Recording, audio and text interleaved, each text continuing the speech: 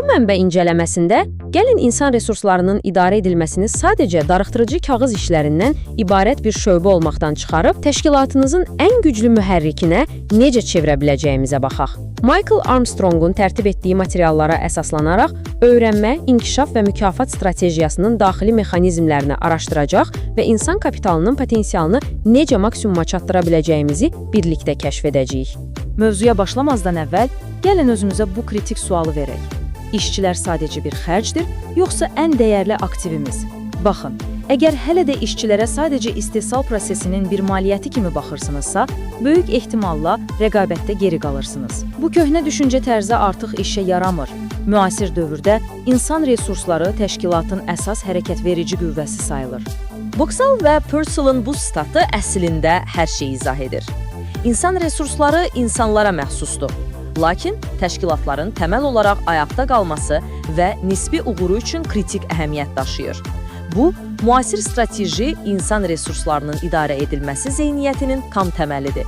Şirkətinizin texnologiyası və ya məhsulu nə qədər mükəmməl olursa olsun, son nəticədə rəqabət üstünlüyünü yaradan şey məhz o şirkətdəki insanlardır. Bugünkü incələməmizdə izləyəcəyimiz xəritə belədir.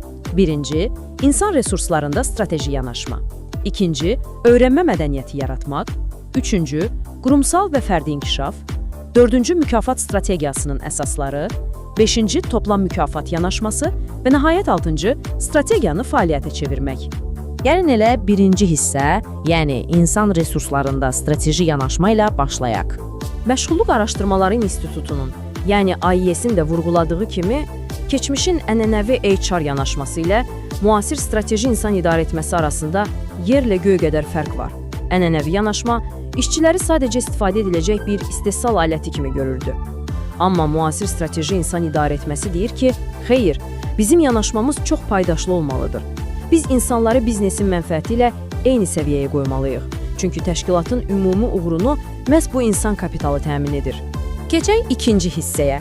Öyrənmə mədəniyyəti yaratmaq. Yaxşı, strateji təməli qurduq, bəs bu insan kapitalı mühərrikini hərəkətə gətirəcək yanacaq nədir? Təbii ki, davamlı öyrənmə. Ancaq burada bir məqama diqqət edək. Öyrənmə mədəniyyəti ildə bir dəfə kimisə məcburi təlimə göndərmək deyil. Bu, öyrənmənin təşkilatda davamlı bir proses kimi qəbul edildiyi və müsbət, təşəbbüskar davranışları dəstəkləyən bir inkişaf mühitidir. Yəni, elə bir şərait yaratmalısınız ki, insanlar məcbur olduqları üçün yox, özləri istədikləri üçün öyrənməyə və inkişaf etməyə meyilli olsunlar. Reynolds'ın bu müqayisəsi əslində çox şirkətin yaralı yerinə toxunur. Köhnə yol, nəzarət, diktə etmək və qısa müddətli problemləri yamamaqdan ibarətdir. Ancaq Reynolds'ın yeni yolu bizə fərqli bir mənzərə göstərir. Nəzarəti bir kənara qoyub, insanlara səlahiyyət veririk. Təlimat əvəzinə öz-özünü idarə edən öyrənməni təşviq edirik.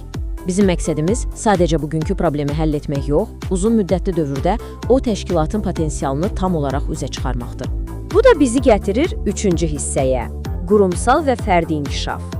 Gəlin görək bu mədəniyyət real həyatda şirkətlərdə necə tətbiq olunur. Məsələn, nəhəng əczaçılıq şirkəti olan AstraZeneca-nın nümunəsinə baxaq. Burada çox heyrətamiz bir detal var. Bir çox şirkətlər inkişaf büdcələrini yalnız rəhbərlərə və ya yüksək potensiallı saydıqları kiçik bir qrupa xərcləyirlər. Lakin AstraZeneca qəbul edir ki, inkişaf sadəcə menecerlər üçün deyil, bütün işçilər üçündür. Əsl təşkilatı inkişaf şaquli deyil, üfüqüdür. Bəs onlar bunu necə edirlər? Karyera planlanmasını sadəcə HR-ın üstünə atmırlar. Bu, menecer və işçinin birgə prosesinə çevrilir. İnkişafa ayrılan vəsait havaya xərclənmir. Birbaşa biznesin gəlirliliyinə hesablanmış bir investisiya kimi görülür. Və ən əsası, fərdi hədəflər performans idarə etməsi vasitəsilə şirkətin ümumi strategiyasına inteqrasiya olunur. Gəldik dördüncü hissəyə. Mükafat strategiyasının əsaslarına. Yaxşı, biz bu öyrənmə mədəniyyətini yaratdıq. Bəs insanların bu mədəniyyətdə həvəslə iştirak etmək motivasiyasını necə qoruyacaq? Məhz burada mükafat strategiyası dövrəyə girir. Amma bu sadəcə kiməsə nə qədər maaş verəcəyimizi təxmin etmək deyil. Bu, 4 mərhələli, son dərəcə sistemli bir prosesdir. Birinci, diaqnoz qoyuruq. Hardayıq və hara getmək istəyirik. İkinci, detallı dizayn edirik. Üçüncü, riski azaltmaq üçün mütləq pilot layihə ilə sınaqdan keçiririk. Və nəhayət dördüncü, tətbiq edib daim nəzərdən keçiririk. Gördüyünüz kimi, bu bir təxmin oyunu deyil, analitik bir yanaşmadır. Mənbədə verilən bu boşluq təhlili cədvəli əslində çox praktik bir alətdir. Sol tərəfdə təşkilatınızın idealda nələr etməli olduğunu, sağ tərəfdə isə gerçəklikdə nələrin baş verdiyini yazırsınız. İkisi arasındakı fərq sizin boşluğunuzdur və bütün mükafat strategiyanız həmin o boşluğu doldurmağa xidmət etməlidir. 5-ci hissə toplam mükafat yanaşması. Bəs müasir mükafat sistemi özlüyündə nələrdən ibarətdir? Gəlin detallara baxaq. Mükafat deyəndə ağlınıza ancaq ayın sonunda karta yatan pul gəlirsə, tamamilə yanılırsınız. Toplam mükafat yanaşması maliyyə və qeyri-maliyyə elementlərinin mükəmməl harmoniyasıdır. Əsas maaş, performansa bağlı ödənişlər və işçi müavinətləri təbii ki vacibdir. Ancaq burada ən kritik məqam qeyri-maliyyə mükafatlarıdır. Yəni işçinin gördüyü işdən aldığı daxili məmnuniyyət. Unutmayın ki, maaş insanları işə gətirir, amma qeyri-maliyyə mükafatları onların ürəklə işləməsini təmin edir. Bunu realda görmək üçün British Telecom, yəni BT şirkətinin hekayəsinə baxmaq kifayətdir. Təsəvvür edin, 90 min işçisi olan nəhəng bir şirkətdən danışırıq. Onlar sadəcə maaş cədvəlləri ilə bu qədər adamı idarə edə bilməzlərdi. Buna görə də vahid bir toplam mükafat strategiyası tətbiq etdilər ki, həm ən yaxşı kadrları cəlb etsinlər, həm də işçilərin gündəlik davranışları şirkətin əsas dəyərləri ilə eyni xəttdə olsun. BT-nin bu nəhəng sistemi xaosdan qoruyan sirri onların 6 rəhbər prinsipidir. Bizneslə əlaqə, şəffaflıq, bazar rəqabətliliyi, performansı fərqləndirmə, seçim çevikliyi və ədalətli, yəni bərabər ödəniş. Bunlar sadəcə kağız üzərindəki sözlər deyil, bütün sistemin fəaliyyətini tənzimləyən bir anayasadır.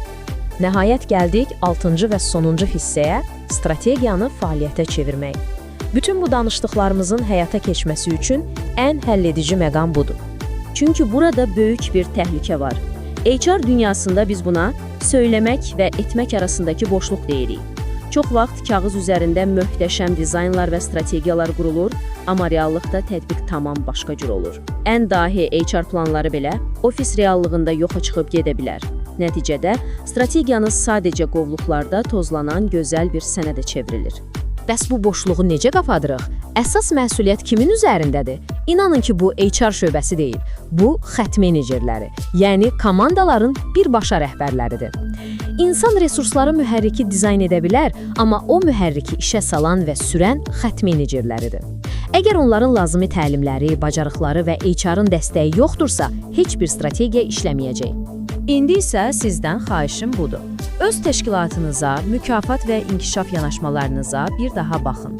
Sizin o möhtəşəm strategiyalarınız insan kapitalını inkişaf etdirən real bir fəaliyyətə çevrilirmi, yoxsa sadəcə kağız üzərində qalır? Bütün məsələ sizin bu söyləmək etmək boşluğunu necə bağlayacağınızdan asılıdır. Bugünkü mənbə incələməmizdən bu məqamları götürün və komandanızı gələcəyə daşıyacaq mühərriki yenidən qurun. İzlədiyiniz üçün çox sağ olun.